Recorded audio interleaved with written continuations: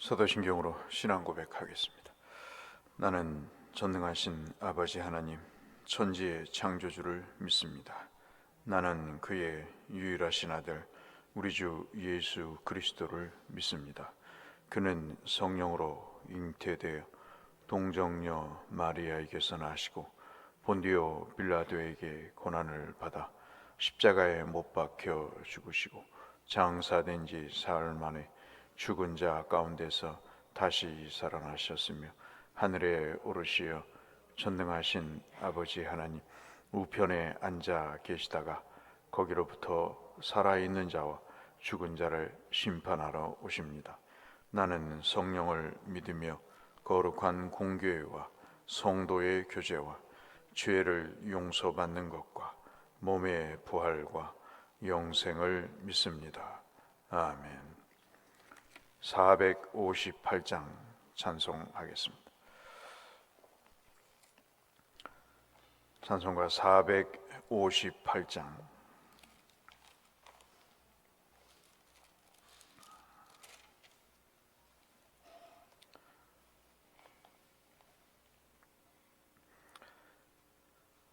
(458장입니다) 너의 마음에 슬픔이 가득할 때 주가 위로해 주시리라.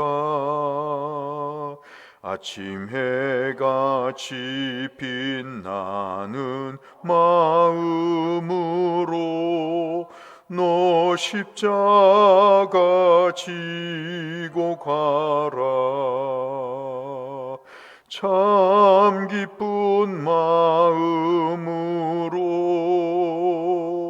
십자가 지고 가라. 내가 기쁘게 십자가 지고 가면 슬픈 마음이 위로받네.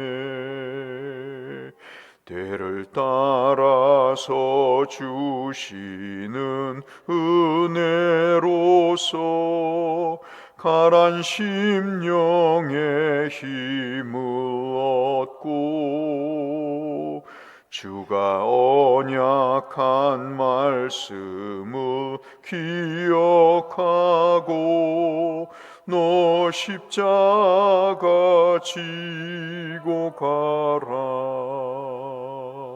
참 기쁜 마음으로 십자가 지고 가라.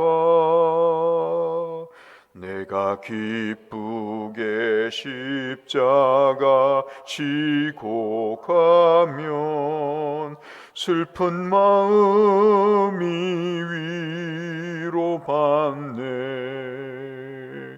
내가 맡은 일 성실히 행할 때에 주님 앞에서 상 받으리. 주가 베푸신 은혜를 귀암사하며 너 십자가 지고 가라. 참 기쁜 마음으로 십자가 지고 가라. 내가 기쁘게 십자가 지고 가면 슬픈 마음이 위로받네.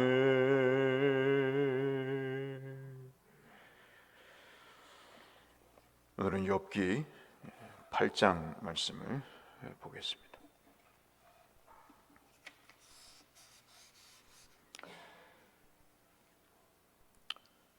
구약성경 768쪽에 있는 욥기 8장 말씀,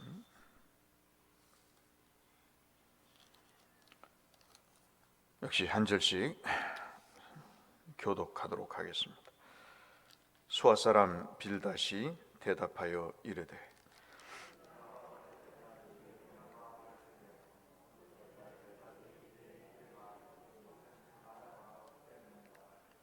하나님이 어찌 정의를 굽게 하시겠으며 전능하신 이가 어찌 공의를 굽게 하시겠는가?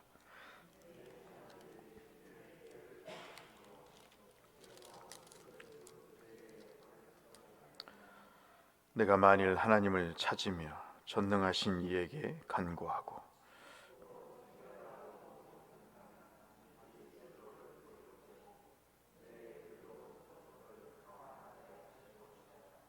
내 시작은 미약하였으나 내 나중은 심히 장대하리라.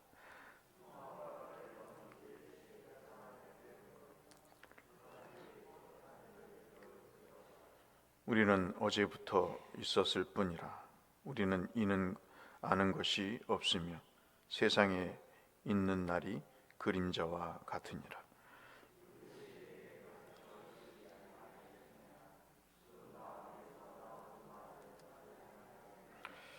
왕골이 진펄 가운데 크게 자라겠으며 갈대가 물 없는 데서 크게 자라겠느냐.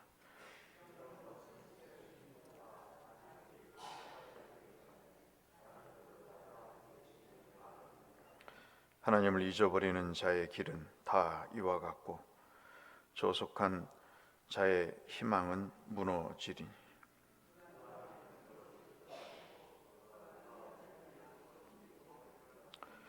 그 집을 의지할지라도 집이 서지 못하고 굳게 붙잡아 주어도 집이 보존되지 못하리라.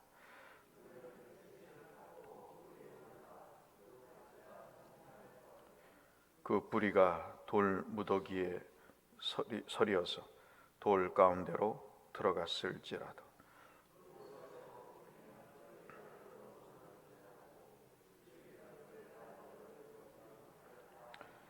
그 길의 기쁨은 이와 같고 그 후에 다른 것이 흙에서 나으리라.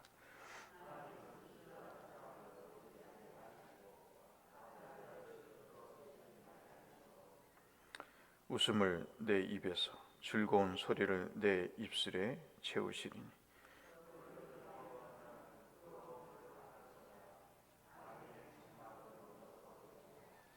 아멘. 마지막 세 구절이 참 의미스럽죠. 사람을 미워하면 모든 결과가 어떤 것인가 드러나게 될 것입니다.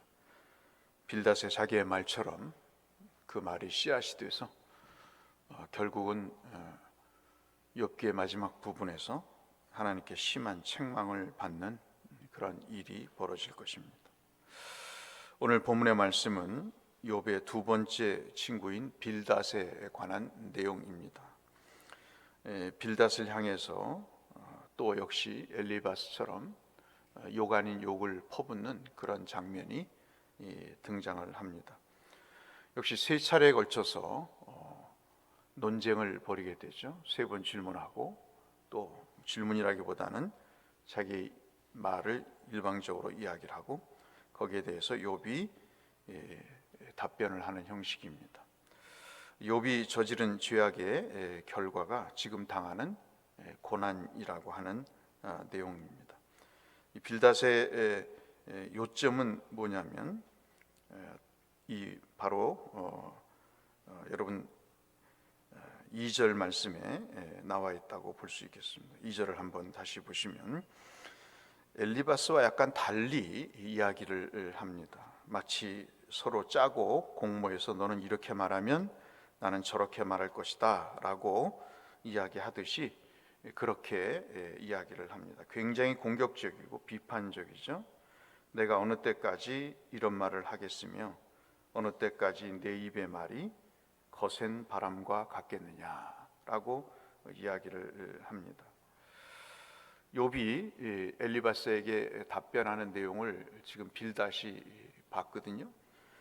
그것을 보면서 자신의 결백을 강조하려고 애를 쓰는 그런 욥의 모습을 보면서 입을 닥치라는 그런 이야기를 지금 하고 있는 것입니다.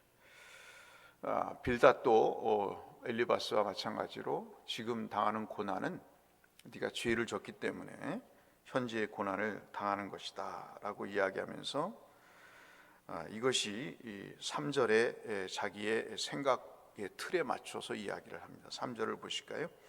참 귀한 말씀이죠.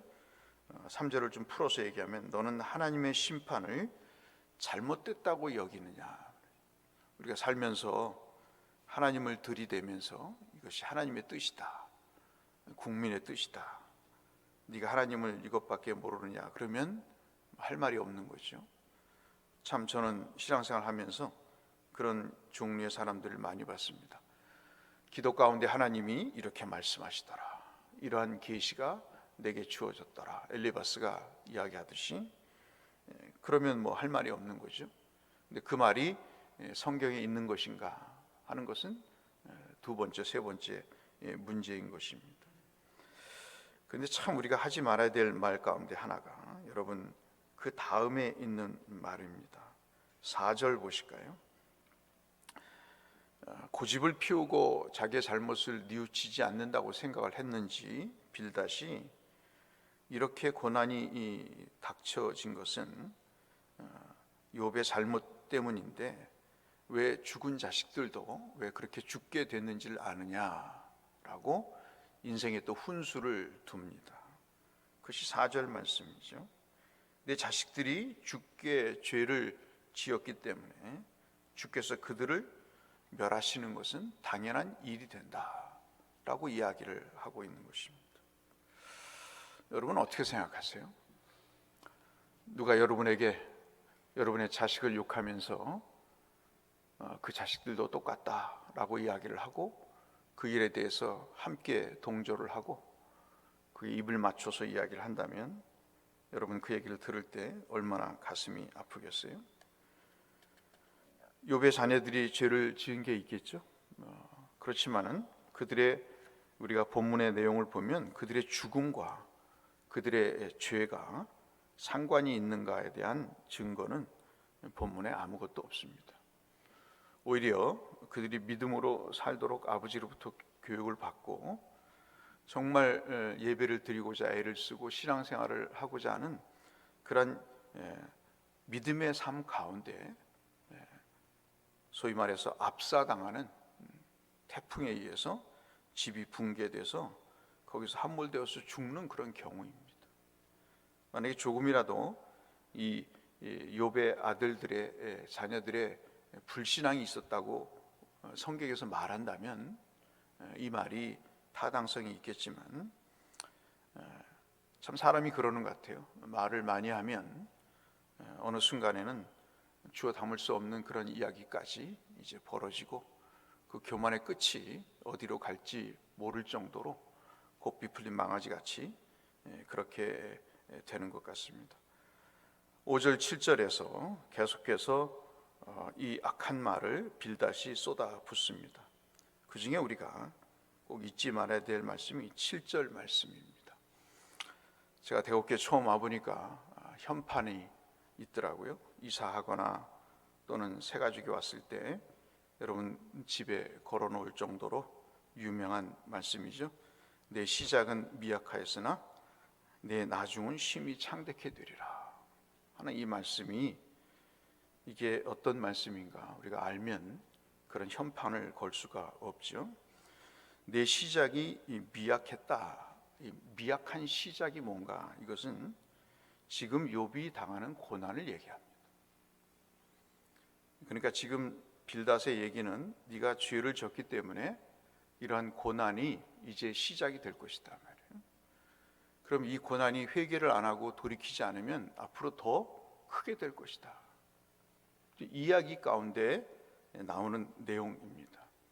그러니까 이것은 결코 축복의 말이 아니고 이것은 장사가 잘 되라고 하는 어디 개업 예배 가서 드리는 말이 아니고 이 말은 빌닷이 지금 욥이 죄를 지어서 고난을 받고 있는데 그 고난이 지금은 약하지만 네가 회개 안 하면 이 고난이 더 가중될 것이다 하는 얘기 가운데 나오는 말입니다. 그러나 회개를 하고 돌아오면 회복될 것이다 하는 그런 취지의 말인 것이죠. 그래서 결코 이것이 욥에게 위로가 되는 말이 아니라 오히려 욥의 그 상처를, 고통을 가중시키는 그런 일로, 말로 우리가 볼 수가 있겠습니다. 이것을 이제 설명하기 위해서 8절부터 19절까지 하나의 비유를 듭니다. 그 비유가 뭐냐면 왕골 아시죠? 갈대, 그것이 뻘에서 자랍니다. 진벌에서 자라는데, 이 빌닷의 얘기는 뭐냐면 물이 있어야 자라지 않느냐 하는 것입니다. 물이 없으면 어찌 이런 갈대나 왕골이 자랄 수 있겠는가.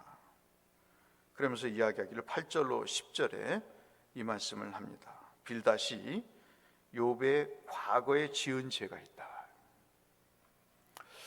참 이런 친구 두면 인생 힘들 것 같아요. 과거에 있는 죄까지 이제 들추어내서 이야기를 합니다.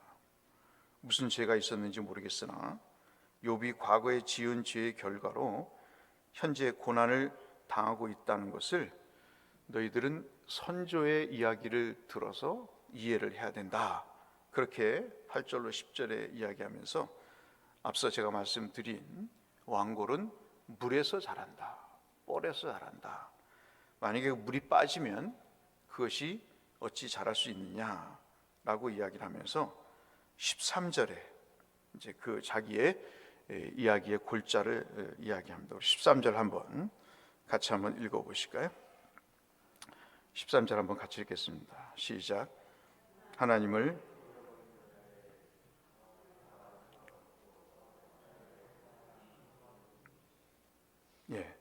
하나님을 믿는 모든 사람의 앞길은 이와 같다. 믿음을 저버린 사람의 소망도 이와 같게 된다. 그러니까 저속한 자의 희망이라고 이야기를 합니다. 그러니까 이 빌닷이 지금 욥을 보는 시각이죠. 욥은 경건한 자가 아니라 저속한 사람이다 라고 이야기를 하면서 네 인생에는 희망이 없다라고 이야기를 하고 있습니다. 이러한 이야기가 여러분 묵상을 한번 해보실 때 얼마나 욥에게 도움이 되는 이야기일까. 참으로 오히려 저속한 그런 상태를 취하고 있는, 태도를 취하고 있는 자가 욥이 아닌 바로 빌닷이다는 것을 우리가 알 수 있습니다. 저는 오늘 여러분에게 이러한 배경 설명과 함께 20절, 21절, 22절의 말씀을 함께 나누고 싶습니다. 빌닷의 마지막 발언인 이 20절, 21절, 22절의 말씀은 하나님이 정말 온전한 사람을 물리치시겠는가, 그런 얘기를 다시 해요. 악한 사람의 손을 잡아 주시겠는가 이야기를 합니다. 정말 내 입을 웃음을 채워주신다고 한다면 그런 저속한 너에게, 죄 많은 너에게 그 입술에 웃음을 채워주시고 그 입술에서 즐거운 찬송소리가 난다면 너를 미워하는 사람은 부끄러움을 당할 것이다. 악인의 장막은 자취도 없이 사라질 것이다. 그렇게 이야기를 합니다. 근데 여러분, 저는 이 말씀을 보면서 빌닷의 마음의 그 핵심을 보는 것입니다. 20절을 다시 보면 하나님은 순전한 사람을 버리지 않는다. 그렇죠? 우리가 이것을 정말 기도를 해야 될 것입니다. 지금 욥기는 무엇을 이야기하냐면 하나님 앞에 순전한 자가 누군가 하는 것입니다. 하나님 앞에 고난이 와도 그분을 욕하지 않고 그분의 삶에 그 온전함을 믿고 따르는 그런 순전한 마음을 주께서 말씀하시고자 이 말씀을 주시고 계신 것이죠. 하나님이 이 말씀을 지금 듣고 계시잖아요. 여러분 한번 보세요. 애들이 떠들고 자기가 잘났다 못났다고 이야기하는 모습을 여러분이 한번 가만히 듣고 계신다고 한번 생각해 보십시오. 이 빌닷이 욥에게 훈수를 둔다고 이야기하는 이 이야기를 들으면서 하나님이 무슨 생각을 하실까? 하나님은 순전한 자를 버리지 아니하시고 악한 자를 붙들어 주지 아니하신다. 모든 사람이 악한 사람이죠. 하나님은 이방 선교를 위해서 바울을 세우셨을 때는 그 악한 바울을 세우셔서 그 악한 자도 구원하시고자 하시는 하나님의 역사를 우리는 잘 알고 있습니다. 누가 순전하고 누가 악한 자일까요? 그것은 분별할 수 없는 것입니다. 우리는 다 죄인이요, 바울처럼 죄인 중에 괴수인 거죠. 그것은 주님을 만난 사람만이 고백할 수 있는 그런 내용일 것입니다. 21절 보실까요? 웃음을 내 즐거운 소리를 내 입술에 채우시리니. 정말 그렇습니다. 순전한 자에게 하나님이 즐거움을 주시고 그 입술에 채우실 것입니다. 42장에서 욥은 하나님 앞에 순전한 사람으로 그가 하나님을 다시 발견하고 그 입에 웃음을 주시고 그 입술에 즐거운 소리를 분명히 주셨습니다. 이것이 빌닷이 모르는, 자기도 자기가 하는 말을 모르고 이야기하는 것이 예언처럼 되어서 이 욥의 삶에 그대로 적용이 되는 역사를 이루신 걸 보면 참 신비롭기 그지 없습니다. 22절을 보실까요? 너를 미워하는 자는 부끄러움을 당할 것이라. 악인의 장막은 없어지리라. 누가 알았겠어요? 이 충고하고 훈수를 두고 한술 더 떠서 비난까지 하는 이 빌닷을 위해서 욥이 중보를 하고 제사를 드려서 그들의 죄를 용서해 달라고 하는 이 하나님께 정말 순전한 마음으로 제사를 드렸던 그 일을 빌닷이 지금 이 시점에서 어떻게 알았겠습니까? 사랑하는 성도 여러분, 우리는 정말 순전한 사람이 되어야 됩니다. 이것은 참 쉽지 않은 일이죠. 그러나 그것은 우리의 노력으로 되는 일이 아닙니다. 우리의 삶 속에서 하나님 앞에 순전하고자 하는 그런 애씀이 있어야 되지만 주님의 긍휼과 자비가 없이는 이것이 도저히 불가능한 일입니다. 욥기를 보면 하나님의 긍휼과 자비라는 용어가 나타나 있지는 않지만 그 말 속에서, 그 대화 속에서, 그 답변 속에서 하나님께서 얼마나 긍휼과 자비로, 어제도 살펴봤듯이 하나님이 한 사람을 붙드시고 놓지 않으시는가를 우리가 살펴봤듯이 이 20절의 빌닷의 이 이야기도 오늘 우리의 기도 제목이 되어야 되지 않겠는가 하는 생각을 갖게 됩니다. 미워하기보다는 이해하고 또 지적하기보다는 공감하고 위로하는 것이 우리에게 얼마나 중요하고 필요한 일인가 하는 생각을 가져보면서 욥이 또 한 번의 친구의 지적질에 대해서 괴로운 시간을 또 지내게 되고 이 한 산을 또 넘으면 또 다른 산이 소발이라는 산이 기다리고 있습니다만 이런 것을 3번씩이나 경험해야 되는 욥을 우리가 보면서 그가 무슨 생각을 했을까? 하나님 앞에 내가 정말 순전한 사람처럼 살아야 되겠다는 그런 다짐을 했듯이 오늘도 우리가 이 말씀을 보면서 그러한 마음으로 하나님의 그 뜻을 이해하고자 하는 순전한 마음으로 살아가실 때 하나님께서 우리에게 큰 위로와 기쁨을 주시지 않겠는가 하는 그런 소망을 가져봅니다. 이 하루를 사시면서 사람이 아닌 하나님이 주시는 위로와 기쁨 속에, 즐거움 속에 사시는 저와 여러분이 되시기를 주의 이름으로 축원합니다. 거룩하신 아버지요, 빌닷의 첫 번째 이야기를 욥이 나누면서 또 한 번 그 마음에 비수를 꽂는 아픔을 전해 듣습니다.